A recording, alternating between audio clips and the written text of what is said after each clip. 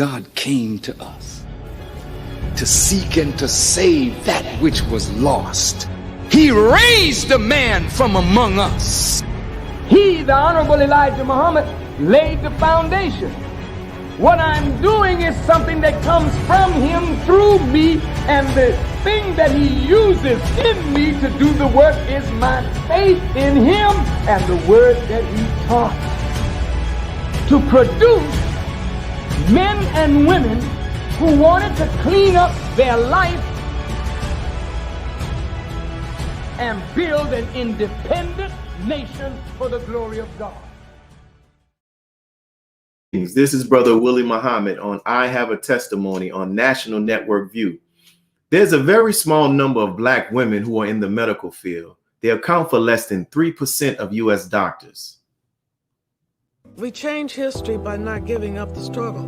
We still have to train another generation of young Black girls. Open up these opportunities for them. Let them see the women who have accomplished so much and be inspired. Having a diverse medical force is extremely important. To have the ability to be an example and a role model, to say this is something that I can do. Medicine is a career that I can aspire to. And as a nation, we encourage our women to pursue their goals because the oppression of our sisters is a diminishing thing. Elijah Muhammad said to us, the nature of the woman is to equal herself up to God. She will strive always to be better. All praise is due to Allah. We have the honor to speak with us today, one of our own medical and natural health providers and our sister, Dr. Patrice Muhammad. Thank you for joining us on I Have a Testimony with NNV News, sister. Mr. Willie. Assalamu alaikum. Walaikum salam, sir. So I'd like to get right into it. So we'll start off with this question. I would like for you, if you can begin by sharing with our audience your medical qualifications as a physician and a naturopathic doctor. Yes, sir. I actually graduated from, and it's a small correction from your announcement of me last week. I actually graduated from a physician assistant program here in Chicago, the Cook County Hospital. There it is, the Cook County Hospital, Malcolm X College Physician Assistant Program in 1994, and had gone on to get board certified as a physician assistant, as physicians do, and furthered my education going to Capital University of Integrative Medicine, where I developed, where I received my Doctor of Integrative Medicine, and then further through Quantum University, where I got my doctorate in integrative medicine. Thank you, dear sister. In preparation for this interview, I came across, you actually sent me this interview that you did with our sister from Chicago as well, Sister Yavanka. And in the interview, you shared how your experience at the age of 11 years old inspired you to pursue a career in medicine. Can you share with the audience who may not be aware of that experience, what happened and how it inspired you? Yes, sir. I had a congenital medical problem, which children didn't really go beyond 5 years of age at that time. And I had gone just for a basic physical exam for school, and a white pediatric cardiologist, Dr. Andrew Griffin, heard a loud murmur. It's just a heart sound. And that loud murmur detected what was known as patent foramen ovale. And that is when oxygenated blood mixes with deoxygenated blood through the septum of the atria, the two atria, the right atrium and the right left atrium. And from that point, I immediately, the very next day, I was in surgery, open heart surgery, to correct that. And the experience I received from the staff of the hospital, I was I just was so impressed with the care and compassion that they showed me. And Dr. Griffin, he actually was not a pediatric cardiac surgeon, but he did come into the operating room. He told me he was in the operating room looking over me, and all of that, that really just influenced me. And I told him, I said, well, I want to be a heart doctor too. And so that inspired me to grow up to realize that that dream. Wow, beautiful. And having an experience like that, how has that experience shaped the quality of service you provide to those who come to you for help? And how has it impacted your overall view of the actual role of a physician? Well, that shaped how I had gone on to want to be a person who would help those who can't help themselves. First of all, I think that I was just born to that realization, and that experience at 11 years old just spearheaded that realization. And being born in the Nation of Islam under the teachings of the Most Honorable Elijah Muhammad, that further inspired me with love and compassion for my people, knowing what we've suffered. That further inspired me to help my people and go just further than a medical aspect, because I had known that true health and healing goes far beyond a chemical synthetic pill or anything that they can give, which is artificial or chemically based. But I knew that there were other modalities in the universe that Allah had given us to help us with true health and healing, starting with basic nutrition as given to us in How to Eat to Live 1 and 2. And from that point, that again inspired me to help our communities. And for the last 27 years, I have only worked among our communities in the medically underserved, in our poor communities where you have lack of access to care. That has been my journey throughout my medical and integrative or naturopathic medical career. Thank you. And when we open up the first question, you talked about your qualifications, and I thank you for sharing those, and I appreciate you for doing so. As you know, the world, in particular, America, is being greatly impacted by the COVID virus, and there's great controversy around the safety of vaccines. So this is a two-part question. Front one, with your experience and training as a medical physician, what are your thoughts concerning the vaccine? And as a naturopathic doctor, you kind of touched on it briefly. Can you share with those who are watching, or give us some actions that we can take to strengthen and maintain our immune system during this pandemic?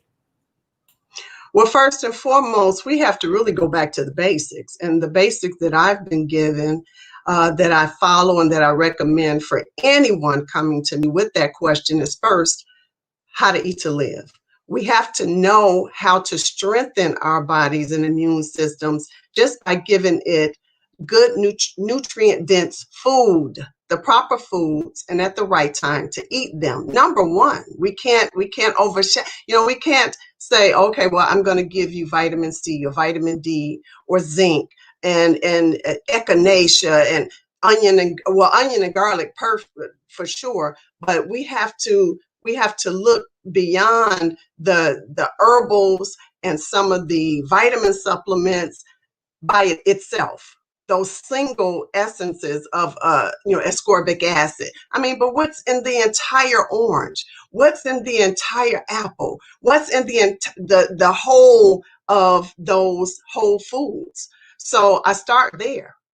And again, water, exercise, just those things that keep us healthy, number one, will help to strengthen our immune system. And we know that fasting with the right foods will strengthen the immune system. Those basics we have gotten away from in our communities. And once we go back to those basics, we know that we can overcome all the illnesses that are linked with the comorbidities that actually are supposedly the factors that cause us to disproportionately die from COVID-19 infection. So that's the first thing that we should do. And then, yes, the airwaves, the media, and even some of our communities, there are other things that we can do to strengthen the immune system. But I like to be individual when I do that, because there's talk about those supplements that can help to, what they say, build up the immune system. But for whom? For whom? Will that work for the person that has all of those comorbidities in the same fashion it's going to work for me who has none?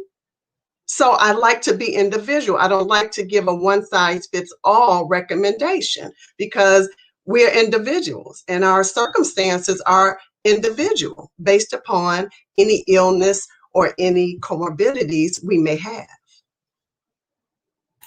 Thank you, sister. And you also sent me information where you let me know that you were a part of, and in a sense, you still are a part of the Nation of Islam's Ministry of Health. And yes, we as a nation, we still have some ways to go when it comes to fully establishing these ministries, right? But what advice can you give to those who are watching in various cities, from a mosque, from a study group, and even organizations that are not Islamically related, churches or whatever, who have a desire to begin to establish a ministry of health in their own cities? What could they do, to begin to start getting the ball rolling? Well, what I would suggest is you have to know, or at least put out a call for those in the community who are healthcare related doctors, again, natural, conventional, as they call it, conventional or natural doctors, nurses, practical nurses, as well as registered nurses, your EMTs, any and all healthcare professionals in your community. There has to be a coming together. There has to be a call so that you can centralize those individuals. And now we can do that very conveniently, electronically or online through Zoom. And once you get those individuals of like mind together, then within those confines, you can submit proposals and you can do a survey of your community, and you can individualize on that basis. Once you can individualize on that basis, because what may be more prevalent in one community may not be as prevalent in another. So you have to localize your focus with those individuals. And once you have that, because most communities, they have aldermen or state or representatives, they have people who, as well as in the public health sector, that would rather have other people, especially now, to come together and assist with their own communities and be a beacon of light and direction in their own communities. So I think at this time in particular, you may have those officials that may welcome a group of individuals to really come together and want to help in such a manner with their communities. Thank you for that insight and that advice. We're coming up on our first break, Dr. Patrice, and we're gonna come back. I have a lot of other questions I would definitely like to ask. So for those who are tuning in, we thank you all for tuning in to National Network View, and let us pause for these brief announcements. National Network View was recently banned from the media platform YouTube.com. Within 12 hours, the NNV IT department quickly sprung into action with an independent service system to back NNVnews.com. The nation's news network is now streaming content 24 hours a day, 7 days a week. As we extend gratitude for the believers' financial support through donations, this media activism will not stop. Please continue to be a part of a force that powers truth in journalism. Your support helps to combat false media. Donate to NNV News. This is Clifton Muhammad with National Network View. He anointed our head with oil till our cup runneth over. He who, Master FARRAKHAN,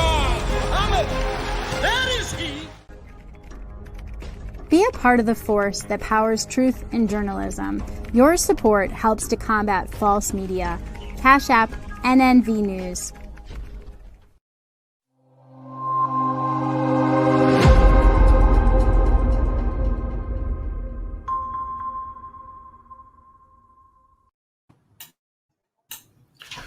We're back with I Have a Testimony. I'm your brother Willie Muhammad, and with us is our very special guest, Dr. Patrice Muhammad.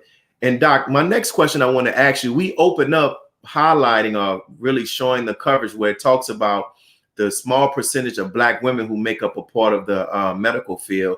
And it's not only in America, it's even a worldwide issue as well, right? So, and the studies are showing that. Why do you think this is the case? And what can we do to help increase the number of Black women as doctors? Well, part of the reason why I think this is the case is women especially in this country, women for decades have been overlooked as any voice of intelligence and direction. And even so I've been reminded a few times, even in the church, the woman is forbidden to speak or to be a minister, of a church. You can't be the head of the church. I mean, the women is not supposed to, they're not supposed to be the leadership teaching the men. They're supposed to teach the children. They're supposed to be in the home. And so that is a factor, I believe, worldwide.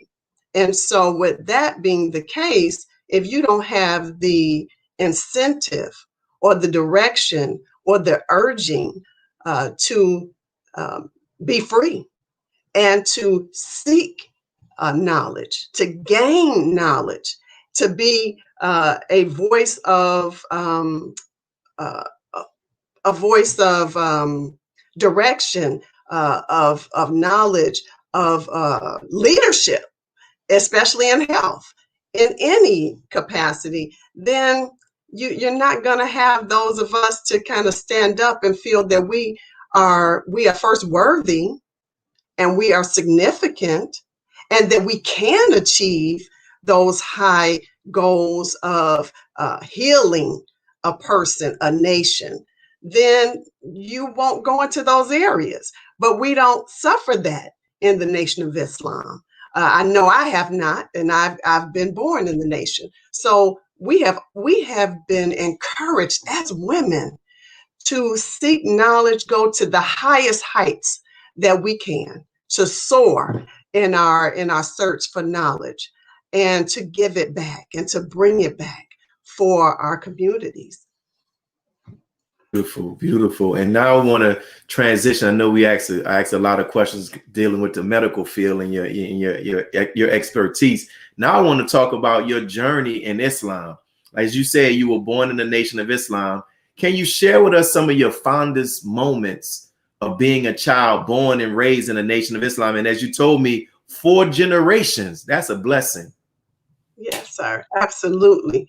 Well, some of my fondest, I would have to say, first of all, my father would tell stories, or, he would have those pearls of wisdom that he had gotten from the Most Honorable Elijah Muhammad's family members. And in particular, some of the brothers, like Brother Herbert, he named a few others. I'm sorry, it escapes me all of the particular sons that of the Most Honorable Elijah Muhammad.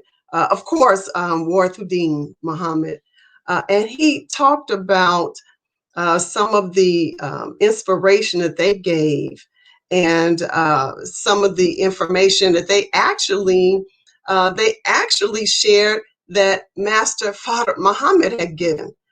And my father was always given, those little pearls, and we would be so thankful for those little pearls of info. I know I would.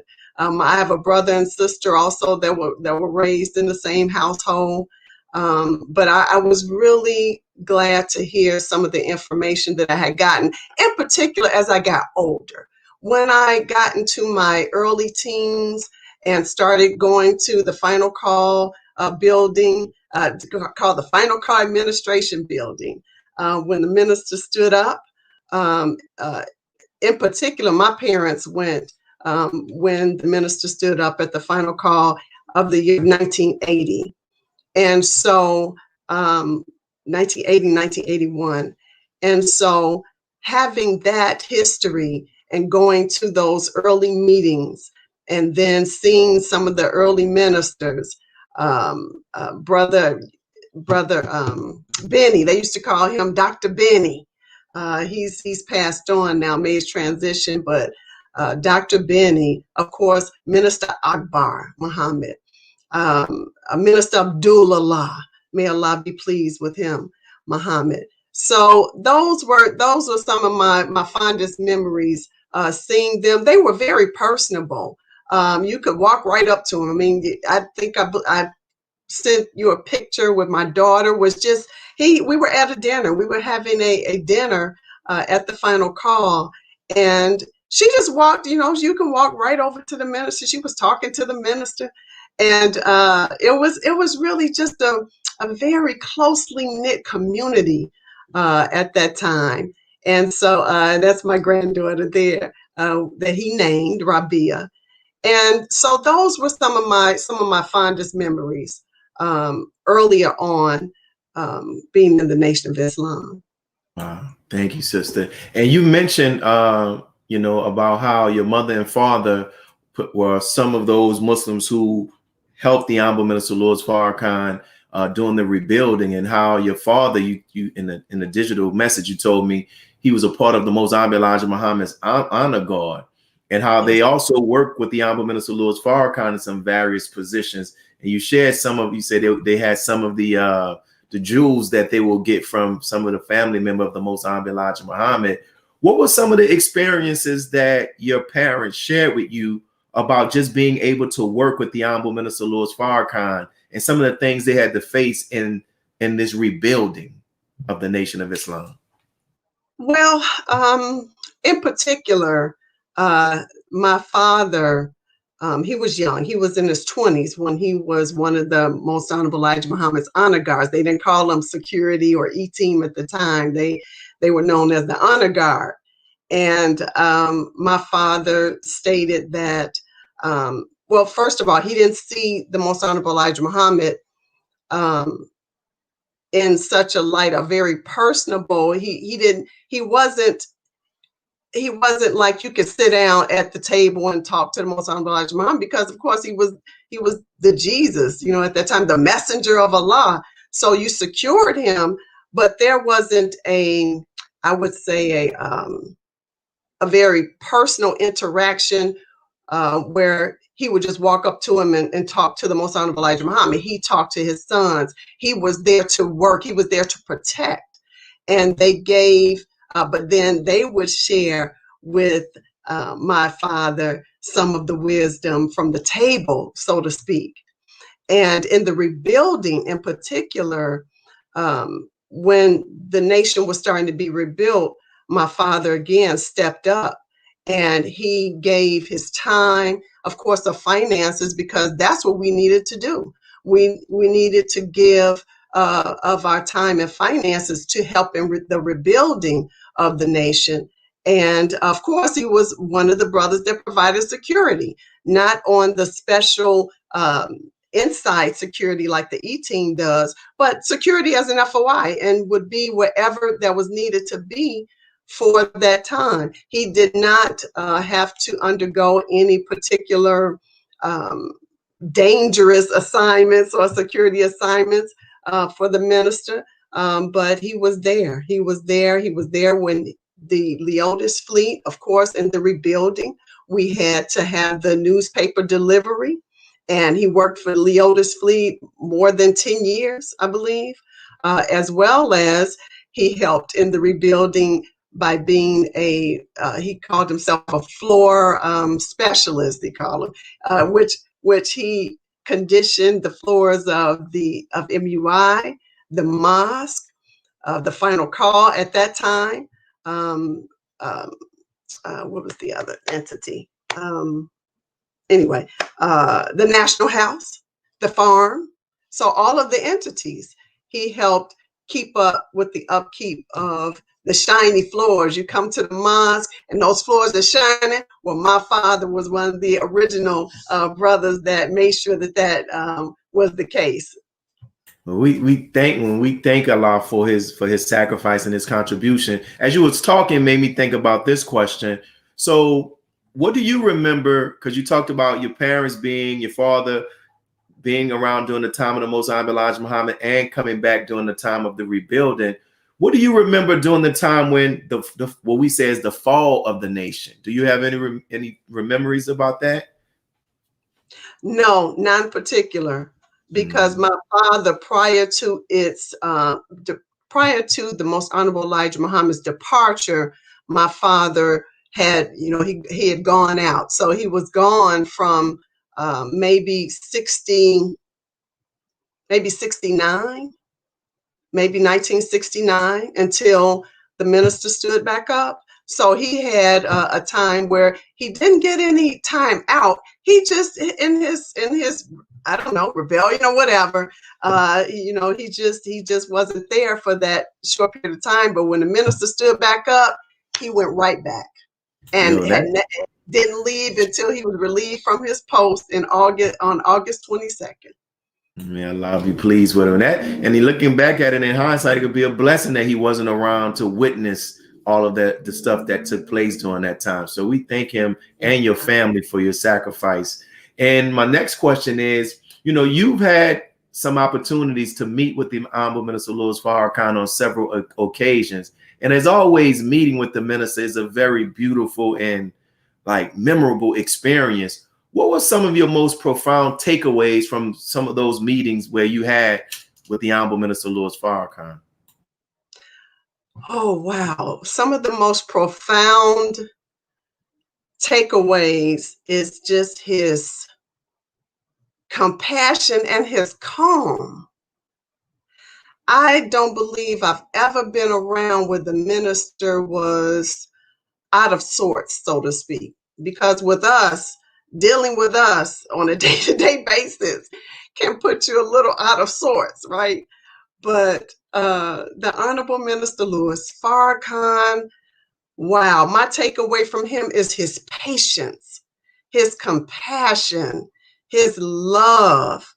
Oh, wow. It is absolutely a phenomenal experience to be in his presence.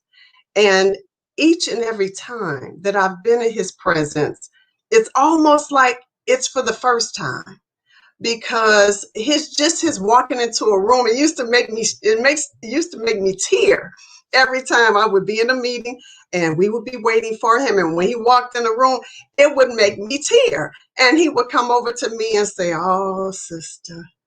Oh, sister." And he'll just pat my hands. And I'm like, oh my goodness, I would really it took a long time, and still to this day sometimes, but it took a very long time for me to calm myself, to not be, because I guess I had taken on, I know he said he dies daily, he dies for us. And I guess I had taken on that empathy, or that feeling to know that he really goes through, excuse my language, but hell and back for us. And that is such a remarkable characteristic. And it is unearthly. It's just beyond what we can really comprehend in a person. So that's what I was. Now, that's a lot. We're coming up on our second break, but we're gonna have some more questions about that, to talk about this magnificent man that Allah has placed in our midst. So I thank each and every one of you all who are tuning into the National Network View. We're going to pause again for some brief announcements. So stay tuned. Greetings. This is Tarika Shakir Muhammad with National Network View. This week's Final Call cover story reads American Mayhem. Last week at the nation's capital in Washington, D.C., thousands of Trump supporters gathered to show their support for President Donald Trump's claims of election fraud. The question is, can America survive insurrection? The U.S. faces building anger, disappointment, and extreme levels of discontent. To read more, subscribe at finalcalldigital.com, and thank you for tuning in to NNV News. Please share your thoughts with us in the comments section below, follow us on social media, and please subscribe to our YouTube channel, NNV News. This is Patrice Muhammad with NNVnews.com.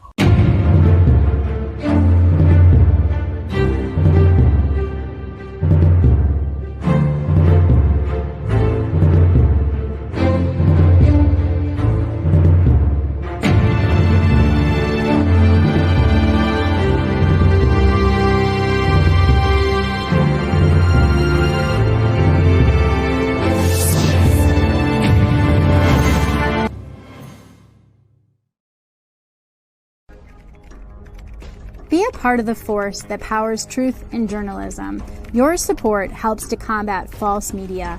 Cash App, NNV News.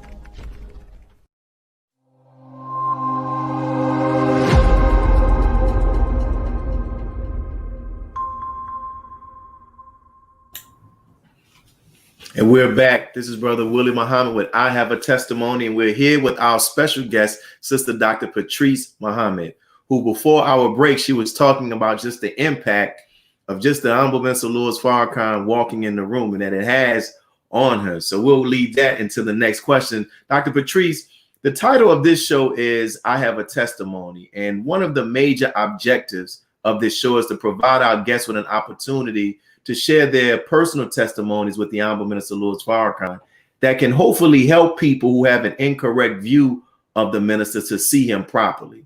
And one of the incorrect views that is held of the Honorable Minister Louis Farrakhan is that some say that he is a misogynist, which is a hater of women, which is mind-blowing to me.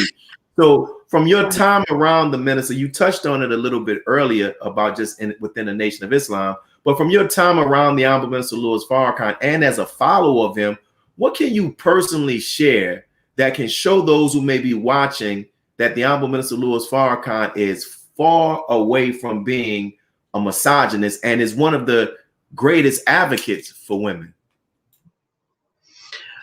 Well, first and foremost is him giving the position of a regional minister of the Nation of Islam to Sister Dr. Ava Muhammad. Because the world, as I initially stated, the view of the woman being in leadership, being qualified and deserving of a position to be over anyone, especially a nation or a group of mosques and study groups. And he showed forth his willingness to lift the woman in giving Minister Ava that position, as well as we have female ministers in the Nation of Islam. So that first and foremost is unheard of in some of the other religious sects and religious areas. Personally, he has allowed those of us who are health professionals to be in leadership for 13 years by Allah's grace and mercy, and by the permission of the Honorable Minister Louis Farrakhan. I was a regional minister of health for the Nation of Islam, and there were others. So you have a woman who is the head of the health department of the Nation of Islam. So that speaks volumes that he has allowed us to be in leadership. And it also speaks against the false propaganda and the lies that they've portrayed of him being misogynistic. That's just, I can't fathom that.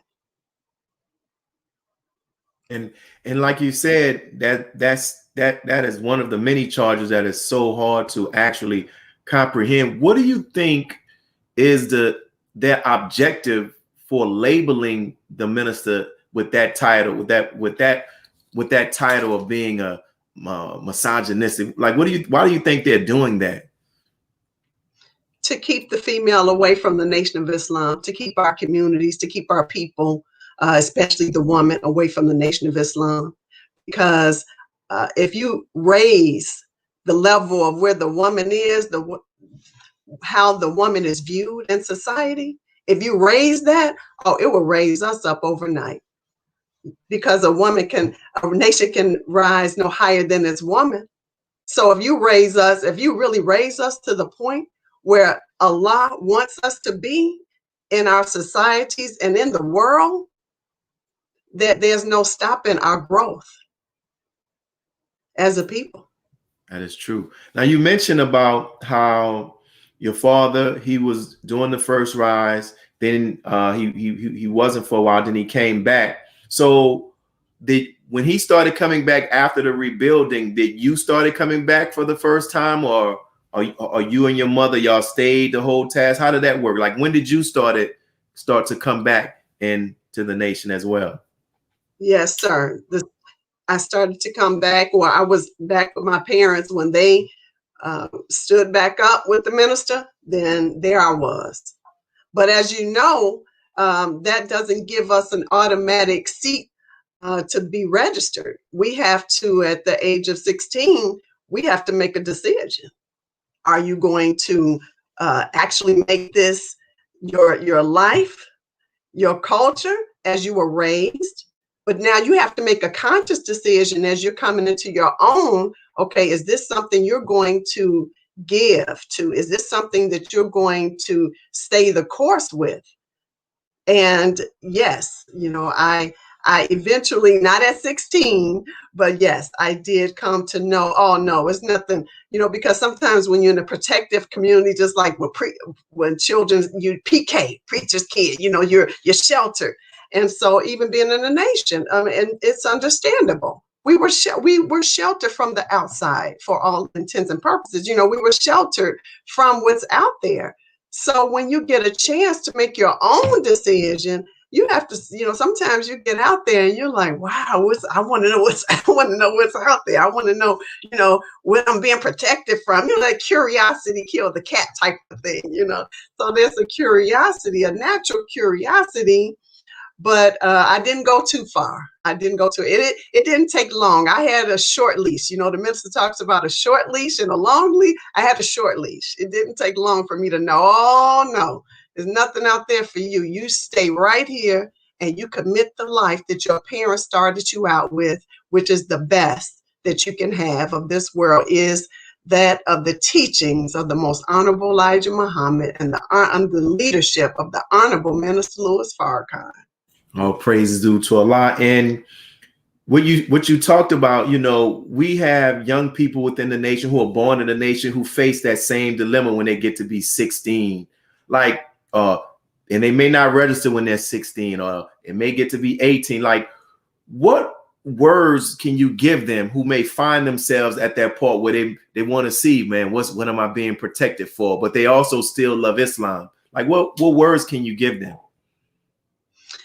Oh, wow. I wish our young would listen. I wish they would listen to know that you don't have to experience the worst to know that there is bad out there for you, and the direction is not for you. You have some children say, well, I got to learn for myself. I got to know for myself. No, you don't have to learn. You don't have to learn for yourself the evil and the just the horrible nature of treatment of us, and the behavior in our communities that continues to perpetuate itself. And sometimes we go out in curiosity and we don't make it back. And see, so my word of caution would be, please stay the course, because it doesn't take much for you to look and to know of those that are out there and they don't make it back. So many young are gone from among us. Young that didn't make it to 21. That is happening at a more rapid, accelerated rate now than ever. So if they would just stay the course and know that you are on the best path, Because if you venture away from this course, we're in judgment, so you may not make it back. That may be a decision that you make for yourself that may cost you your physical life. Beautiful, and thank you for those words. And we'll transition back to this question regarding the Honorable Minister Louis Farrakhan. I was recently watching a lecture titled "Settle Your Differences," and this is one of the last 3 questions. And the Honorable Minister Louis Farrakhan started talking about the biblical and Quranic figure known as Joseph in the Bible and the Quran.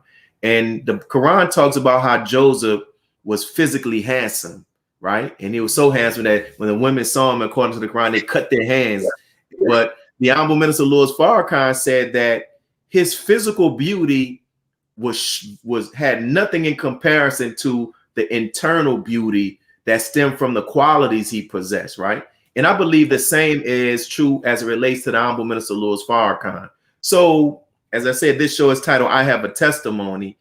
If you had the opportunity to share to the world 3 qualities of the Honorable Minister Louis Farrakhan, what would be those 3 qualities you would share, and why would you share those 3? Wow. The 3 qualities, well, number 1, the quality of a savior. You know, he has the quality of a savior, which is deep love and compassion. His love is unimaginable, how much he loves us. It's likened to that almost of Allah himself and the exalted Christ. Patience. The Honorable Minister Louis Farrakhan is so patient. His patience is unmatched for anyone or any person on this earth that I know. His patience is, oh wow, it is almost unbelievable how much patience he has with us. His love, his patience, again, that of a savior, because he has put himself on the line for us. He has allowed all measure of abuse from those, especially in our communities, that he's trying to save. He's allowed all of that to come upon him and still continue to seek and save us. So those are the qualities. I mean, his heart is, oh wow, the compassion is boundless. There's just so much I could say about the Honorable Minister Louis Farrakhan. But love, patience, and love, that's such a deep word. When there's love, you know, they say God is love. Well, he is definitely the embodiment of that. And that's not anything lightweight. That is something major. When you are the embodiment of love, that is one of the best qualities that any person can have. But he demonstrates it. He is the embodiment of it. So I hope I answered your question. No, you did it. That's some of the consistent qualities that are mentioned about the Honorable Minister Louis Farrakhan, especially his love. You know, in preparation for this, you told me, or you informed me, that how the Honorable Minister Louis Farrakhan named your granddaughter, right? And yes, he gave you counsel on how to care for her and raise her. And so, can you share with us how it felt, one, to have him bestow such an honor and name your granddaughter, and also what you can share of it, what guidance that he gave you all as it relates to how to raise her, so that those of us who have children or may end up having children, we can take a little bit of that guidance and apply it as well. Yes, sir. The consequences were just that my mother had worked for the Honorable Minister Louis Farrakhan for up to that point. My granddaughter was born in 2009, and up to that point, I believe my mother worked for him for maybe 20 years, 21 years. And my father also had worked for him, but my mother worked for him for about 21 years. And so we were, my family was known to his family because we were one of the first families to stand up with the minister. So we wanted that honor, if he would please bestow. We were saying, if he would please bestow that honor on us, is to name my first grandchild, and my mother's, not the first, it wasn't her first grandchild, it was my first grandchild, and my mother's second great grandchild. And so I said, oh boy, if he could do that for us. So we contacted him, and he obliged us to name her Rabia. First he said, let me think, I have to think on the name. And he did, and he got back with us, and he gave us Rabia.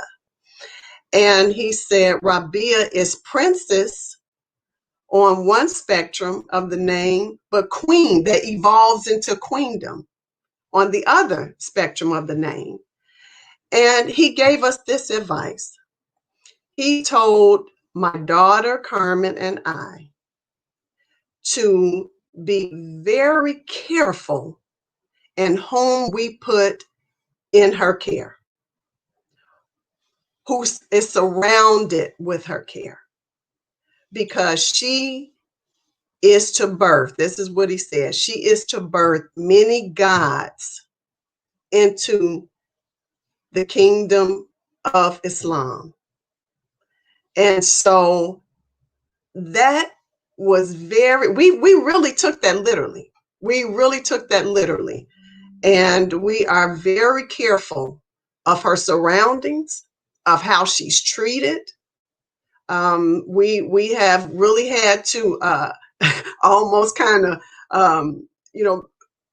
for lack of, I guess I want to say, we've had to kind of go to bat for her inside the house a little bit, because she's so humble.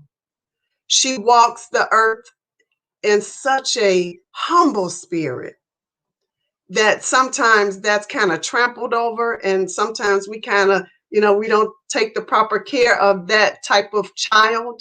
And so you have to be careful, because you can kill that person's and that child and that spirit. You can kill her spirit. And then she'll be one of those who may come up under Islam, but then decide, no, I'm going to do something else. And it's not because of something they've done. It's something that we have done as the guardians over those children. So that was absolutely I felt highly privileged and honored that, number one, he did oblige us with naming her, and he gave the advice and guidance of how to conduct her life. Praise be to Allah. And have you all shared with her what the Honorable Minister Louis Farrakhan said about what she would do? And if so, how did she respond? Yes, sir, we did. And she said, oh, wow, birth many gods? That was what she said. Birth many gods? We said, that's what he said. That's what he said. Birth many gods. For the army of Allah. I'm sorry, I correct. Let me self-correct. Birth many gods for the army of Allah. That's what he said. Yes. Praise Not be the to Allah. kingdom, but the army of Allah. And I'm glad that they have that. They're going to bring this picture back up with you all sitting in the court, where Mother Khadija and the Honorable Minister Louis Farrakhan sit in the court. And you're the first person that I've ever asked this question to, and Allah just put it on my heart. What can you say just about just the spirit and the aura of our Mother Khadija Muhammad? Because on several of the pictures, like if there are any stories you can share, please feel free to share the stories that can really give the viewing audience a picture of the love and the heart for the nation and for the Honorable Mr. Farrakhan. Oh my goodness. She is a jewel. She is such a beautiful spirit. She is so motherly. She really is very motherly. There are women who can be mothers, but there are certain women that can be so motherly. Everything is about the care and concern of a person. And that's how she is. She is so motherly. She is patient also. It seems like she's taken on, and I don't know if I should say she's taken on Minister Farrakhan's characteristic of patience, or being with her has allowed him to really come into more of a patient quality. But she is encouraging. She is strong. She encourages us to be strong. She encourages us to be the women of Islam, to care for our husbands, our families. She's very approachable. She's very approachable.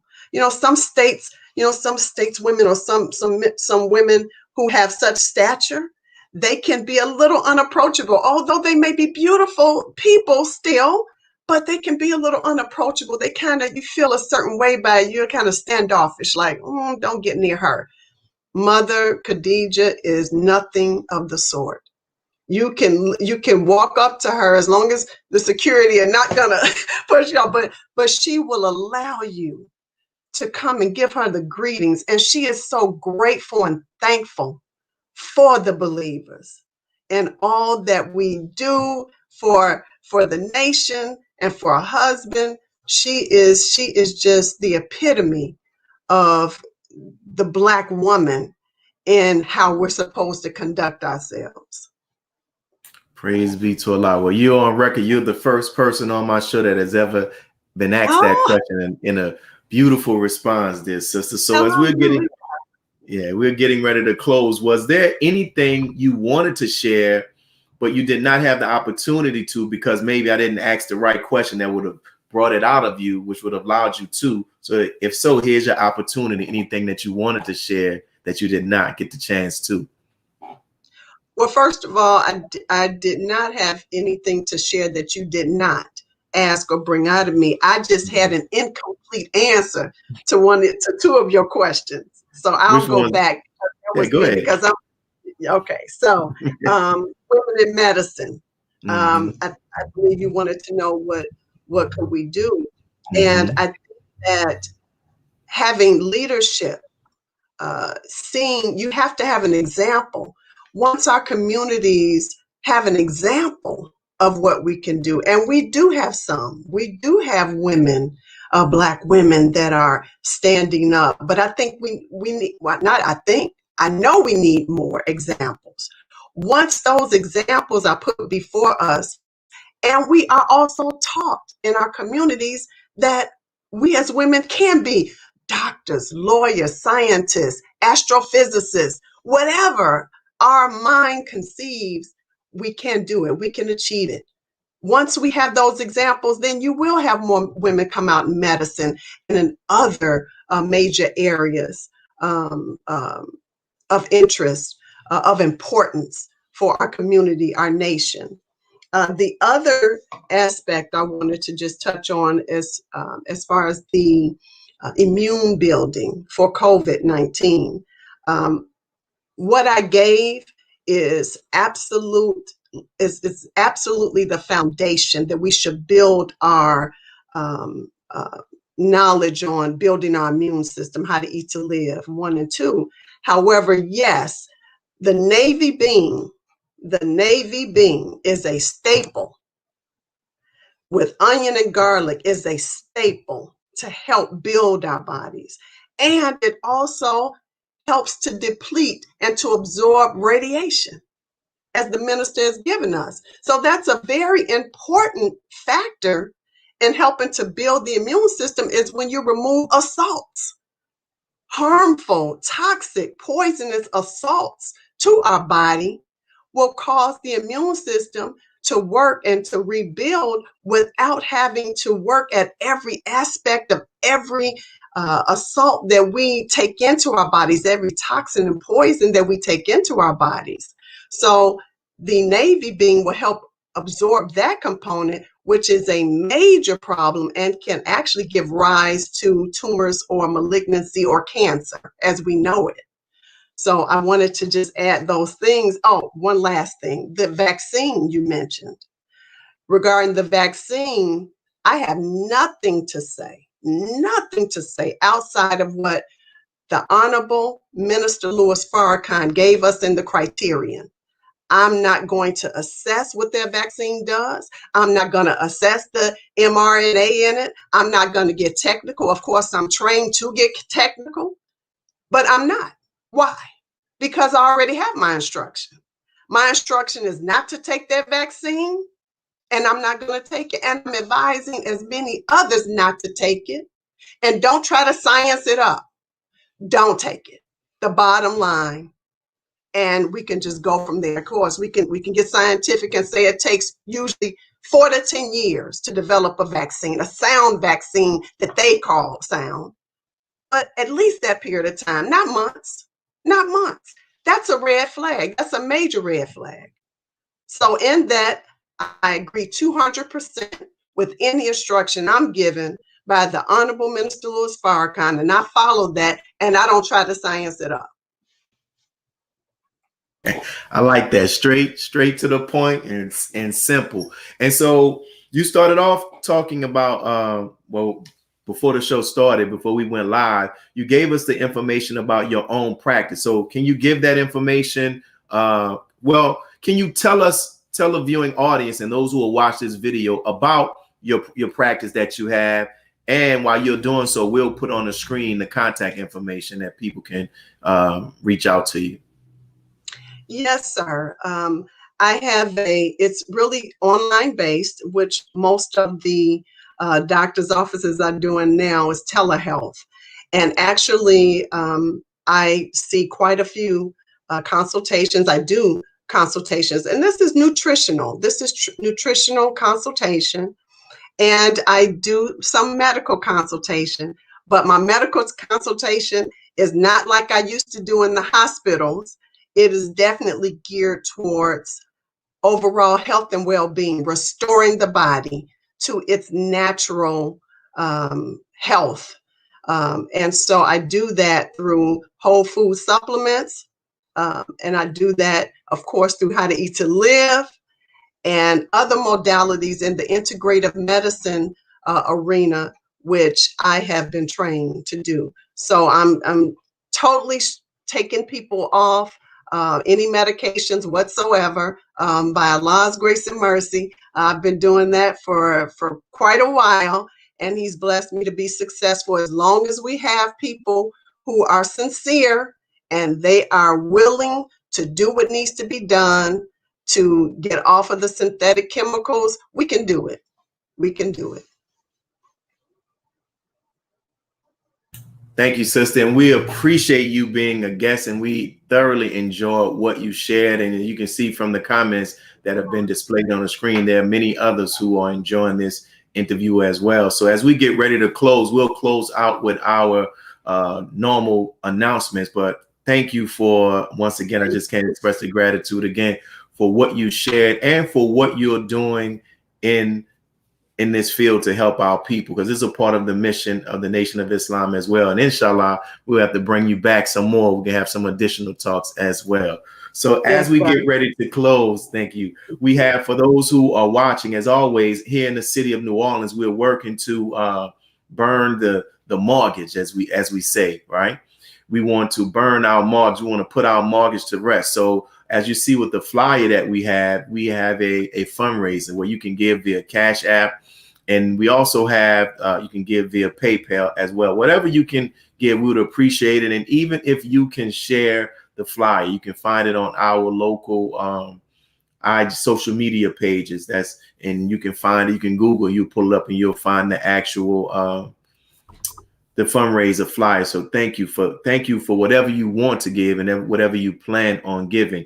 In addition to that, we are also started a prayer group for those who have been impacted by COVID or just need prayer. We all can benefit from prayer. So people have been sending prayer requests. So if you need someone to pray for you or for your family member or someone, don't hesitate to send us their name and we will actually do so. And inshallah, brothers and sisters, on next week, we're going to have, inshallah, our brother Rock Newman, who's a great helper and a great friend to the Honorable Minister Louis Farrakhan. So inshallah, we'll have our brother here on National Network View on next Sunday at 1 p.m. Central Standard Time. So as we close, as always, thank you for tuning in to I Have a Testimony. Please continue to share your thoughts with us in the comment section on these various platforms, Facebook, YouTube, Twitter, and follow us on social media. And make sure, if you haven't, go and hit that subscribe button for National Network View and get others to do the same thing. This is your brother Willie Muhammad with National Network View. Peace. God came to us to seek and to save that which was lost. He raised a man from among us. He, the Honorable Elijah Muhammad, laid the foundation.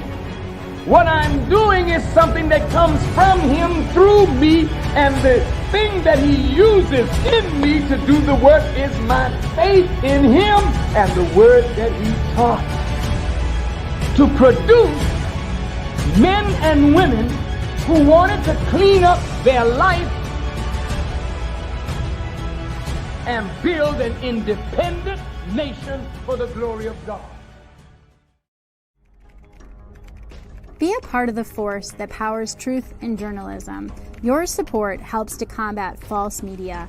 Cash App NNV News.